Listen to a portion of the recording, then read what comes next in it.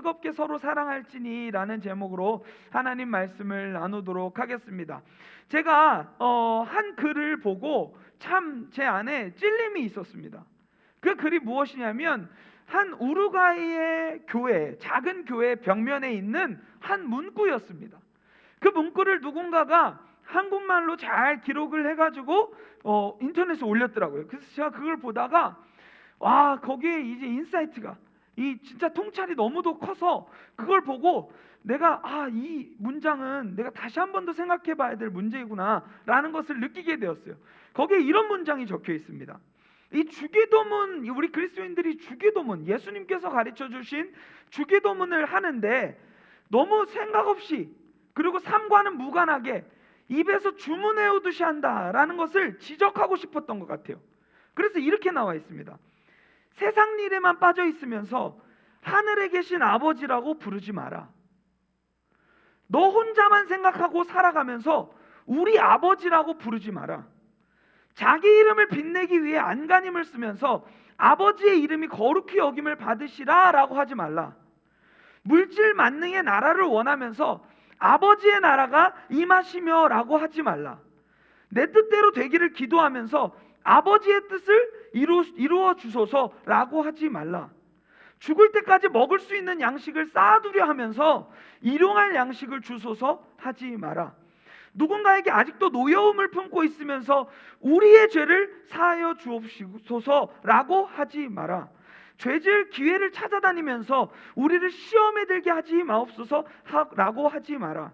악을 보고도 아무런 양심의 소리를 듣지 않으면서 다만 악에서 구하시옵소서 라고 하지 마라.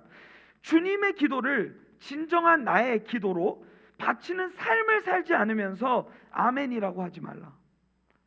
저는 이 글 하나가 엄청난 통찰을 주더라고요. 이 내 이야기구나. 너무 찔리더라고요. 제가 그러면서 무슨 생각이 들었냐면, 마태복음 6장에 보면 예수님께서 이 기도를 가르쳐 주세요. 주기도문을 가르쳐 주시면서 이방인들의 기도와 진짜 그리스도인들의 기도는 달라야 된다는 얘기를 하시거든요. 이방인들처럼 너희는 중언부언하지 말라라고 얘기를 합니다. 이 말이 뭐냐면, 중언부언이라는 말은 지가 무슨 말을 하는지도 모르면서 그냥,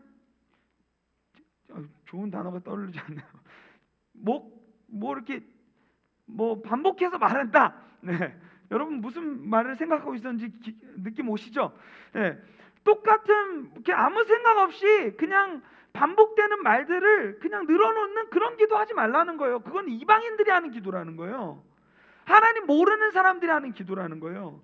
우리 그리스도인들의 기도는요, 삶과 이 기도가 일치하는 그러한 사람들이라는 거죠. 그러니까 뭐냐면, 너희들이 주기도문을 제대로 이해하려면 이렇게 기도할 뿐 아니라 이 기도가 너희들 삶에서 이어져야 된다라는 것을 보여주는 것이죠. 이와 같이 저는 찔리는 부분이 너무 많아요. 저는 여기서 되게 진짜 많이 찔림이 있었던 것 중에 하나는 뭐냐면, 누군가에게도 아직도 노여움을 품고 있으면서 우리 죄를 사하여 주옵소서라고 하지 말라. 여러분 생각을 해보세요. 물론 제가 다 찔려요. 사실은 다 찔려요. 근데 그 중에서 이제 이걸 왜 얘기를 했냐면 참 재밌어요. 지난주에도 우리가 말씀을 나눴었죠. 우리가 순례자의 길을 걸으면서 살아갈 때 우리는 본향을 바라보고 살아가고 있는 사람들이기 때문에 그런 거에 일희일비하지 않는다고. 그래서 지난주 말씀이 뭐였습니까? 원수가 나에게 와가지고 나를 비방하거든. 거기에서 뭐로 대갚으라고 했어요? 내리갈굼하라고 했나요? 뭐라고 하라고 그랬어요? 복을 빌어주라고 했죠. 복을 빌어주라. 누가 나에게 욕을 하면 욕을 욕으로 갚지 말고, 그리스도인들은 달라야 한다. 천국을 향해 달려가는, 그 본향을 향해 달려가는 사람들은 삶의 방식이 달라야 한다. 욕을 하면 거기다가 복으로 갚아주는, 욕을 복으로 갚아주는, 악을 복으로 갚아주는 그러한 존재가 되어야 된다고 얘기를 했었잖아요. 그렇죠? 근데 정말 너무 찔리는 것은 뭐냐면 계속 반복되는 것만 같아요. 알겠는데 내 앞에서 또다시 원수가 나타나고 내 마음을 불편하게 하는 자들이 나타나면 거기서 그 사람을 용서하지 못하는 모습들이 우리 안에 얼마나 많이 있습니까? 근데 참 재밌는 건 뭐냐면 우리가 그것은 깨닫지 못해요. 내가 그 용서를 받았다는 것을. 맨날 죄만 짓는 우리를 하나님이 용서하셨다는 것은 쫙 덮어두고, 예?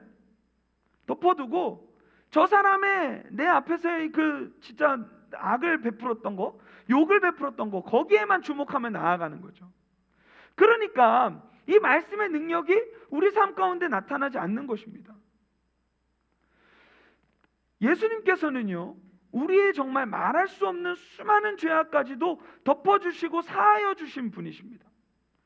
그러면서 우리에게 내가 너희를 이렇게 사랑한 것과 같이 너희도 서로 이렇게 사랑해야 된다는 권고를 우리에게 허락하셨어요.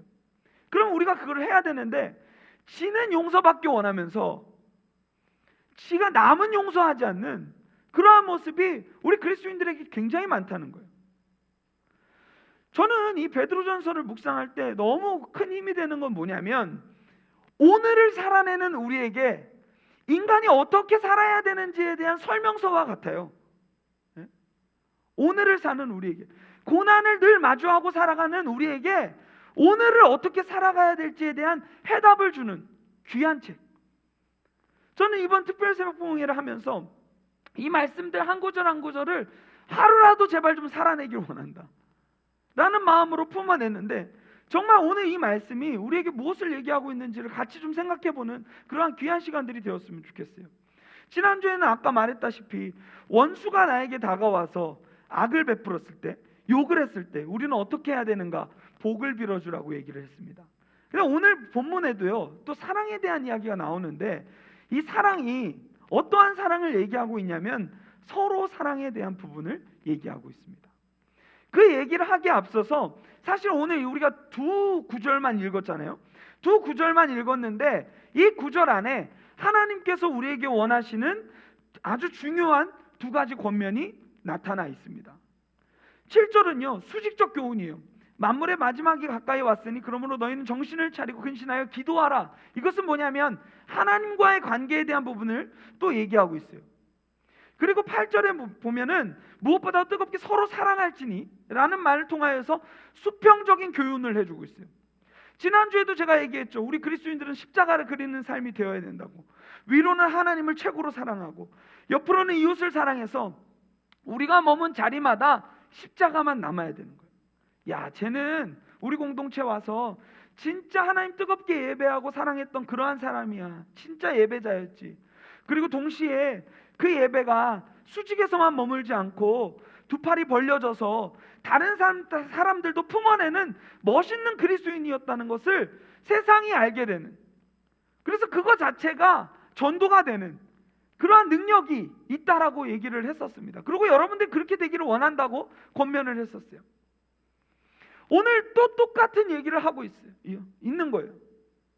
만물이 마지막이 가까이 왔다라는 얘기를 하는 거예요.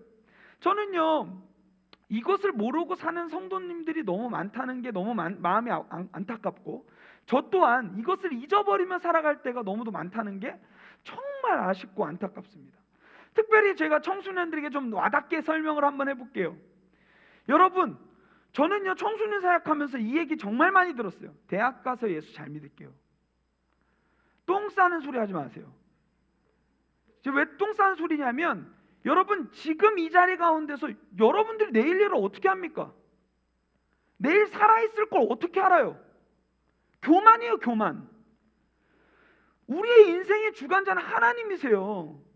내일이라는 것은요, 그건 우리가 가정할 수 있는 문제가 아니고 오늘을 그날처럼 살아야 되는 거예요. 한 책 제목처럼 오늘을 그날처럼. 이 말이 뭐냐면, 오늘이 내가 주님을 만날 그 본향에서 주님을 만날 그날처럼 살아내야 된다는 거죠. 오늘이 마지막인 것처럼. 제가 오늘 그래서 계속해서 강조하는 것이 뭐냐면, 오늘이 마지막 예배인 것처럼 예배하자. 참 재밌어요. 이 한국 이 교육 구조 가운데서 고3만 되면요, 신앙 벗어버려요. 이때 하나님 잠깐만 1년 동안만 눈 감아주세요. 나 갔다 올게요. 그 친구들 대부분 돌아와서 하는 말이 뭔지 아십니까? 그냥 예배나 열심히 드릴 걸 그랬어요. 이뤄놓은 게 없어요. 공부 중요합니다. 공부 중요해요. 거기 공부하지 말고 예배만 드려라, 제가 그런 얘기를 하지 않지 않습니까? 일주일에 2시간, 1시간밖에 안 되는 그 시간도 하나님께 드리기 아까워하는 모습들이 너무 많다는 거죠. 평소에는 그렇게 시간 막 마음껏 잘 써가면서 하나님한테 아끼는 시간은 굉장히 아까워하는, 이 말씀은 뭐냐면 지금 그 심각성을 깨달으라는 거예요. 만물의 마지막이 가까이 왔다. 메멘토 모리, 죽을 날을 늘 기억해, 죽을 때를 기억하라, 너도 죽는다라는 것을 늘 기억하라는 그러한 말을 여러분 늘 깨달으시길 바랍니다.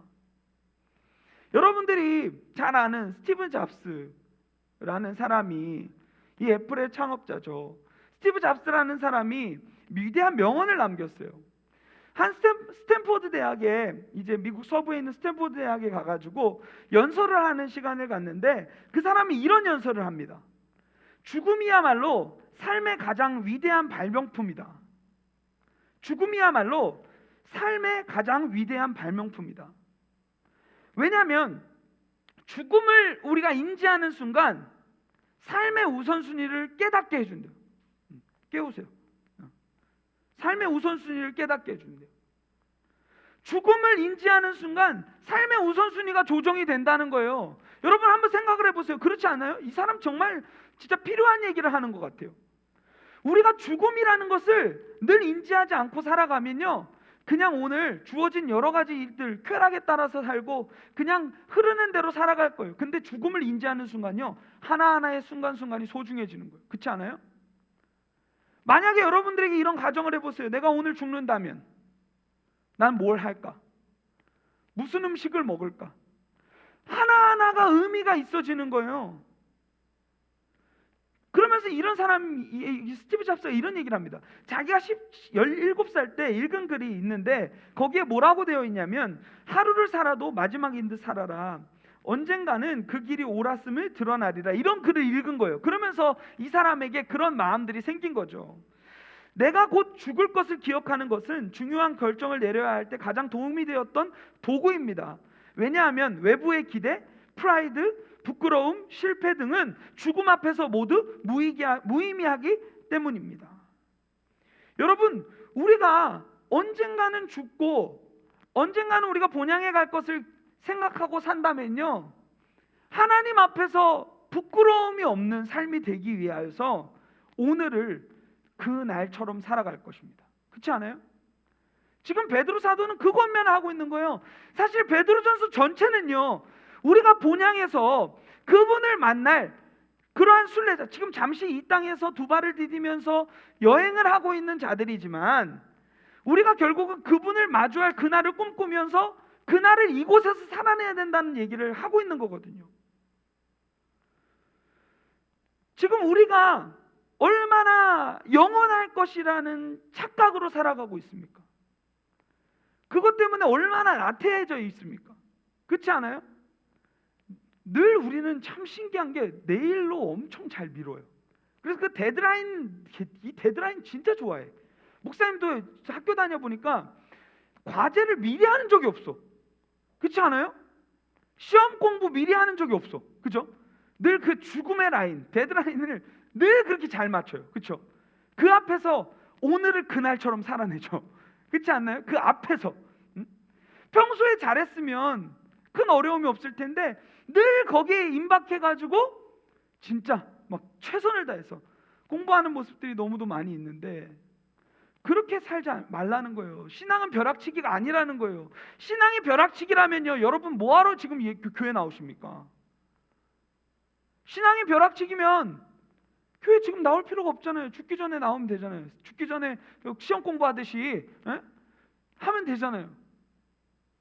신앙은 벼락치기 아니에요. 왜요? 모르거든요, 그날이 언제 올지.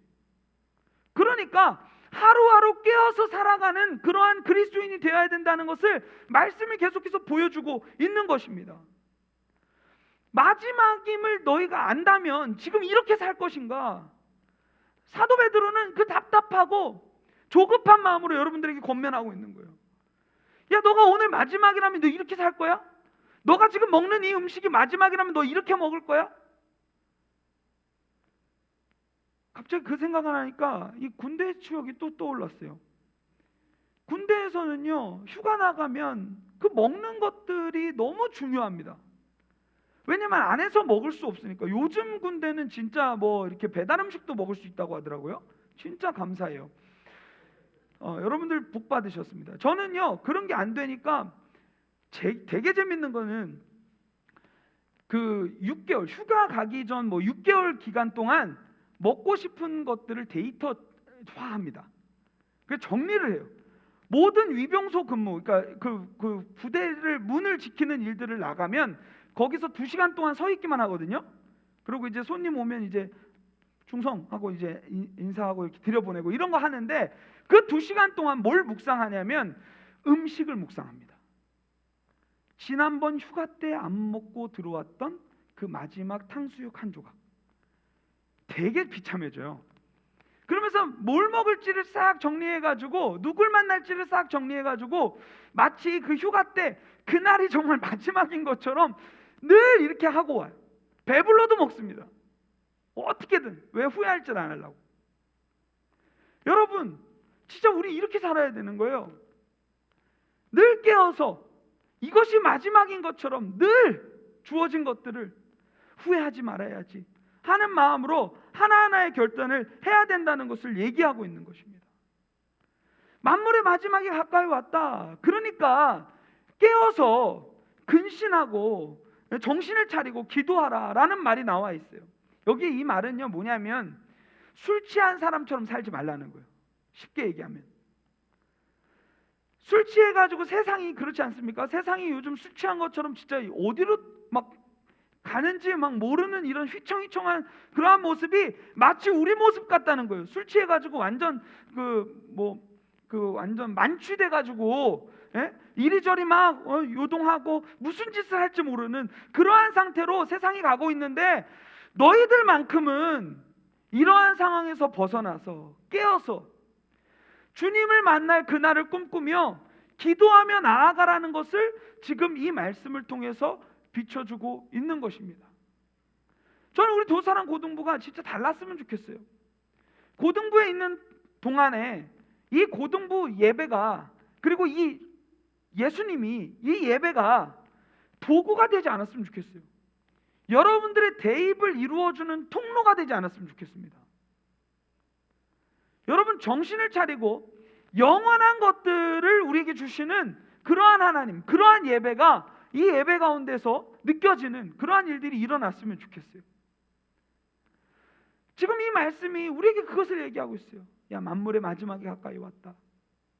주님 오실 날을 우리가 준비해야 되는데, 그 일에 앞서서 우리가 해야 될 것은 뭐냐면, 세상이 술 취한 것처럼 이렇게 방황하며 나가 떨어져 있고 그러한 모습으로 나아가고 있지만, 너희들만큼은 정신을 똑바로 차리고 깨어 있으라는 거예요. 기도하라는 거예요. 그러면서 두 번째 권면을 뭐라고 얘기하십니까? 무엇보다도 뜨겁게 서로 사랑할지니. 저는 이 사랑이라는 주제도요, 늘 미뤘던 것 같아요. 참 이게 있을 때 잘해라는 그 노래가 참 복음적이에요. 있을 때 잘해 후회하지 말고, 이런 노래가 있어요. 어른들은 다 알 거예요. 그 노래가 진짜 굉장히 복음적이에요. 그러니까 우리 안에 생명이 주어졌을 때, 우리 안에 은혜가 주어졌을 때, 우리 안에 사랑이 주어졌을 때 하라는 말이 정말 저는 복음이라고 생각합니다. 제가 늘 얘기하죠. 우리 아버지가 돌아가시고 나니까, 결핍이 생기고 나니까 내가 영원히 같이 살 것 같았던 그런 착각하고 있었던 그 정신이 확 깨어지더라고요. 결핍이 생기고 나니까 그제서야 막 마음에 무슨 생각이 드냐면, 사랑한다라는 고백을 하고 싶은 거예요. 근데 여러분, 무슨 소용이 있습니까? 가서 100마디 1000마디 사랑한다고 한들 들을 수 없는 기회에 반복해서 말하는 것, 이게 무슨 의미가 있어요? 그렇지 않나요? 제가 그때 후회했어요. 여러분, 진짜 사랑도 미루면 안 돼요. 제가 청소년들 만날 때면 늘 이 얘기를 꼭 해요. 여러분들, 우리가 자존심 때문에 부모님한테 사랑 고백 못하는 경우들이 굉장히 많습니다. 그렇지 않아요? 막 나 뜨겁고 손톱 없어질 것 같고 막 발톱까지 다 빠질 것 같고 막 부끄러워가지고 말도 못하고 막 나 뜨겁고 이러니까 막 사랑 고백 잘 못하는데요. 저는요, 제가 사는 날 동안에 우리 아버지와 사는 날 동안에 사랑한다는 말을 입 밖으로 꺼내본 적이 없더라고요. 글로는 표현했어요. 왜냐하면 그거는 좀 그래도 형식적으로 많이 썼죠. 마무리 멘트, 아빠 사랑합니다, 마무리 멘트로 늘 사용을 했었는데 진짜 내 입으로 고백한 적이 없더라고요. 왜요? 자존심. 말하기, 내가 먼저 말하기 좀 민망한 거야. 미안하단 말도 막 맨날 미루죠. 그쵸? 그게 우리의 모습이라는 거예요. 근데 진짜 결핍이 주어지고 나니까 그 한마디를 던져도 들을 수 없는 귀에다가 외치는 그러한 소리나는 구리와 같은, 꽹과리 같은 그러한 모습이 보여지더라고요. 여러분, 사랑도요, 미루지 마세요. 제가 지난번에 여러분들한테 이 얘기를 했더니 한 친구가, 지금 미국에 가 있는 친구인데, 그 친구가 부모님한테 가가지고, 어머니한테 가가지고, 엄마 사랑해, 목사님이 이거 하래, 요 뒤에 것만 안 했으면 됐는데 그것까지 하더래요. 근데 엄마가 너무 큰 감동을 한 거예요. 왜요? 우리 아들이 이런 얘기를 한 적이 없거든요. 근데 사랑한다는 고백을 하니까 같이 막 눈물이 막 나더라는 거예요.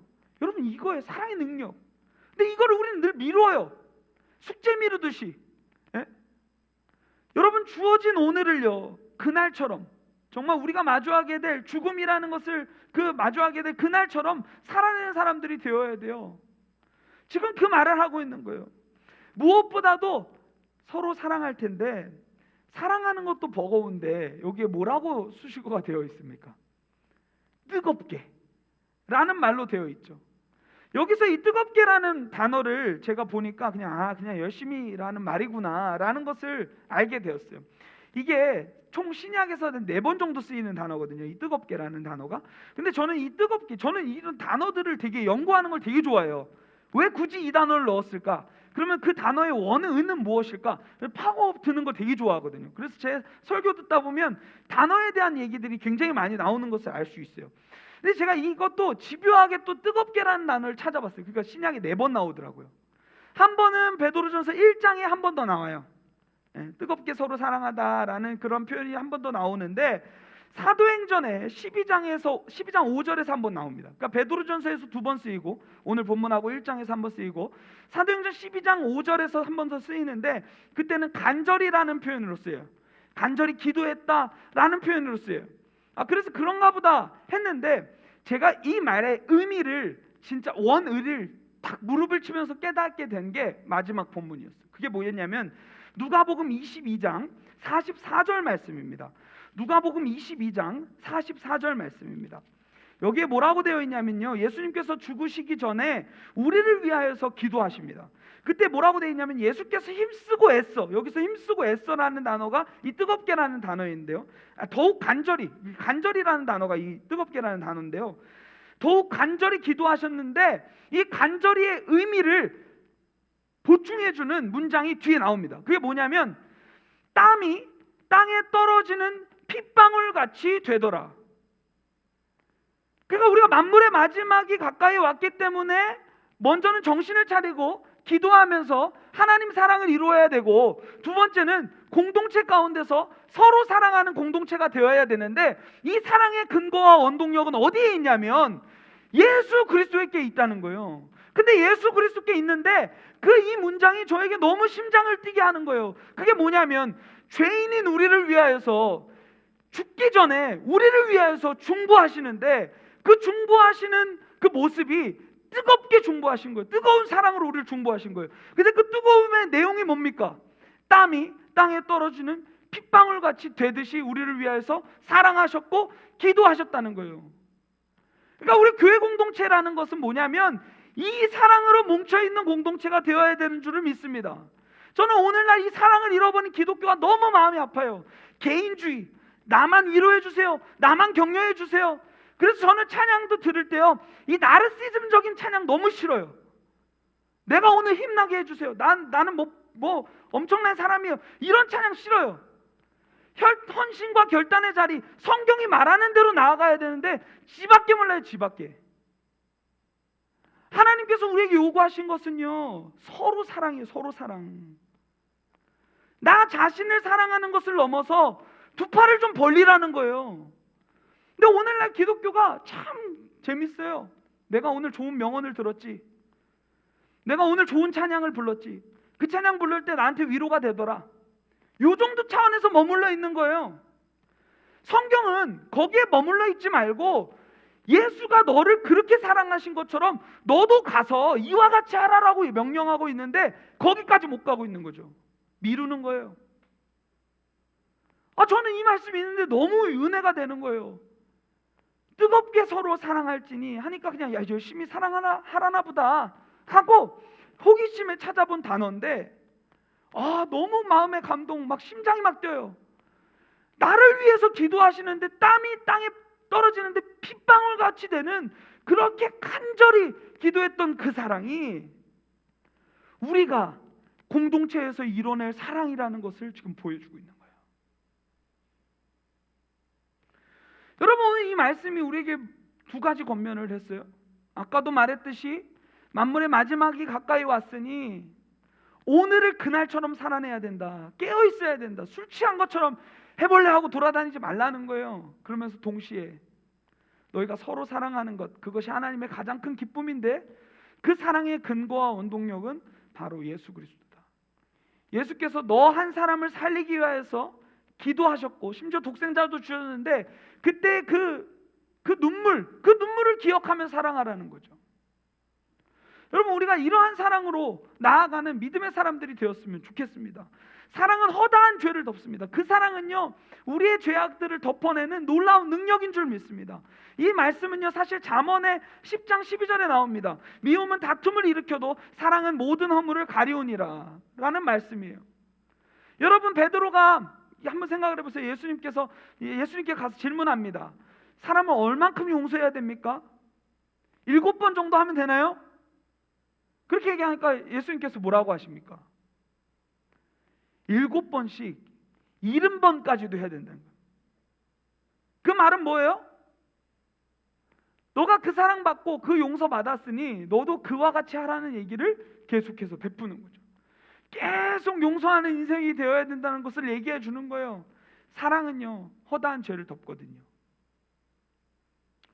마지막으로 이 말씀만 하고 우리 말씀을 좀 마치려고 하는데요, 정말 이 말씀이 우리의 실제가 되었으면 좋겠어요. 저는요, 이 공동체 가운데 나와서 그냥 단순히 예배만 드리고 소그룹 같은 거 안 하고 교제 안 하고 그냥 들락날락하는, 마치 공연 보듯이 각자 자기가 좋아하는 공연 보듯이 그런 모습으로 신앙생활하는 것, 저는 바른 신앙이 아니라고 생각합니다. 그럴 거면요, 하나님은 공동체를 허락하지 않으셨을 거예요. 그리고 서로 사랑에 대한 과제를 던져주지 않으셨을 거예요. 근데 왜? 그냥 편하게 그냥 교회만 들락날락 거려라 라고 하지 않으시고, 내가 공동체를 허락했으니 공동체 안에서 서로 사랑할진데 뜨겁게 사랑하라고 하셨을까? 하나님의 꿈이기 때문에. 여러분, 그 꿈을 이루는 사람들이 되었으면 좋겠어요. 베드로가 살고 있었던 그 시대는요, 초대교회는요, 어마무시한 핍박들이 많이 있었습니다.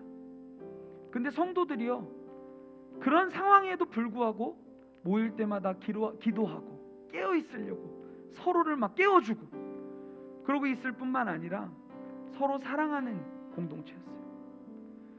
그들에게 있어서 이 핍박과 고난을 견디게 하는 두 가지 힘이 있었는데요, 하나는 예배요, 하나는 교제였어요. 어떤 가정들은요, 다락방이 있으면 100명 이상도 막 모였어요. 가정의 작은 교회 20명 정도 모여가지고 같이 밥 먹으면서 교제하고 사랑하는 거예요. 그게 우리에게 주신 하나님의 숙제니까. 근데 우리는요, 이 두 가지를 편향적으로 즐기기 시작한 것 같아요. 앞에 예배를 드리는 것 물론 중요하지만 예배로 끝나는 것은 종교인에 불과합니다. 그냥 단순히 윤리적인 차원에서 그칠 수밖에 없어요. 하나님은요, 예배 드렸냐? 공동체로 가라, 세상으로 가라, 우리에게 명령하셨어요. 그 공동체 안에서 그 사랑을 이뤄내는 사람들이 되었으면 좋겠어요. 그리할 때 이 초대교회가 고난과 핍박을 당해도 그 가운데서 순교의 문턱에서도 서로를 격려하는 거예요. 조금만 참자. 우리 주님이 우리를 위해서 화형당하고 있는데, 화형 막 당하고 있는데 그 얘기를 하는 거예요. 조금만 참자. 야, 이 터널만 우리 지나가면 하나님이 우리를 위해서 만찬을 베풀어 놓고 계셔. 우리 포기하지 말자. 깨어있자. 정신 차리자. 막 그렇게 막 서로를 격려하는 거예요. 그러니까 나중에 사람들이 보면서 갑자기 이 고난의 장면을 보면서 처음에는 막 조롱하고 그랬다가 이 사람들이 막 회심하기 시작해요. 왜요? 그들의 표정에 해같이 빛나는 놀라운 역사들이 있기 때문이에요. 그들이 죽음의 길을 가는데, 고난의 길을 가는데 그들의 표정은 밝아요. 왜요? 이들은요, 이 땅에서의 고난은 잠시요, 하나님과 영원한 나라에서 그 본향에서 누릴 영광은 너무도 크기 때문에 그 기쁨으로 살아가는 거죠. 여러분, 초대교회만 이 영광을 보여준 줄 아십니까? 우리나라 한국 초기의 선교사님들도 계속해서 보여줬어요. 저는 이 순례자라는 이 주제가 너무 좋은 게, 이 땅에도 순례자들이 참 많이 거쳐갔거든요. 그래서 제가 나눌 게 많아요. 아펜젤러, 미국에서 27살에 우리나라에 와가지고 순교했어요. 근데 그 순교 당시에도요, 우리나라에서 진짜 사람 취급도 못 받던 그러한 사람을 배에서, 침몰하는 배에서 살리려다가 죽었어요. 순교했어요. 여러분, 이런 이야기들은요, 세상이 보여줄 수 없는 이야기예요. 세상은 자기가 살기 바쁘죠. 서로 사랑이 어디 있습니까? 근데 이 사람은요, 자신이 살 수 있음에도 불구하고 저 3등 칸까지 내려가서 그 사람을 살리다 자신이 순교하는 거예요. 한 이야기는요, 제가 문준경 전도사님의 이야기를 그 왓신맨을 통해서 다뤄낸 적이 있어요. 만약 궁금하면 보시면 좋을 것 같아요. 여성 전도사인데요, 이분은요, 이 신안 증도라는 곳을 복음화시킨 아주 위대한 장본인입니다. 그래서요, 그 증도라는 섬은요 90% 이상이 크리스천이에요. 이 여전도사님의 이 전도와 순교의 그 열매로 말미암아 수많은 교회들이 생겨났어요. 이분이요 6.25 남침 때 공산주의자들에게 끌려갑니다. 근데 그때 목포에 이제 국군 상륙이 이제 일어나서 풀려납니다. 그래서 이 전도사님이 자기 증도로 다시 가야 된다는 거예요. 왜요? 내가 사랑하는 성도, 하나님께서 이 땅에서 나에게 붙여주신 서로 사랑해야 될 그 공동체가 거기 있으니까 나 가야 된다는 거예요. 그래서 그 한 목사님이 말렸어요. 가지 말라고. 너 거기 가면 죽는다고. 지금 거기는 지금 걔네들이 다 점령하고 있다고. 그러니까 이분이 뭐라고 얘기하시냐면, 가면 죽는다는데 이렇게 얘기해요. 저는 죽어도 좋습니다. 여러분, 저도 이런 상황이 주어지면요 너무 무서울 텐데, 이 여전도사님이 저는 죽어도 좋습니다, 나를 보내달라고 막 얘기하는 거예요.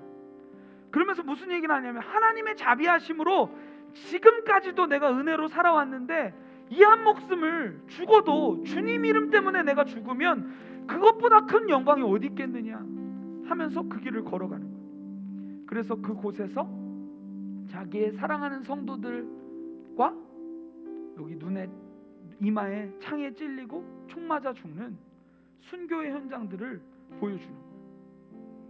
여러분, 이분이 그리스도의 사랑을 보여준 그리스도인 아닙니까? 여러분들에게 이것을 우리는 순교를 우리가 막 작정한다고 될 수 있는 부분은 아니에요. 근데요, 우리가 주어진 일상 가운데서 이러한 사랑을 흉내라도 한번 내봤으면 좋겠어요. 힘들다고만 더 이상 핑계하지 말고 흉내라도 내보는 그러한 일들이 우리 안에 일어났으면 좋겠습니다.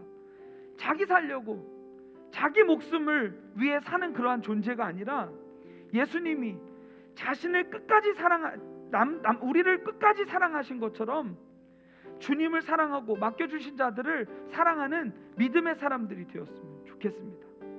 여기서 이 사랑은 그것을 보여주는 거예요. 우리를 끝까지 사랑하신 그 사랑으로 서로 사랑하라. 그 명령을 기억하며 살아가는 우리 더사랑 고등부가 되었으면 좋겠습니다.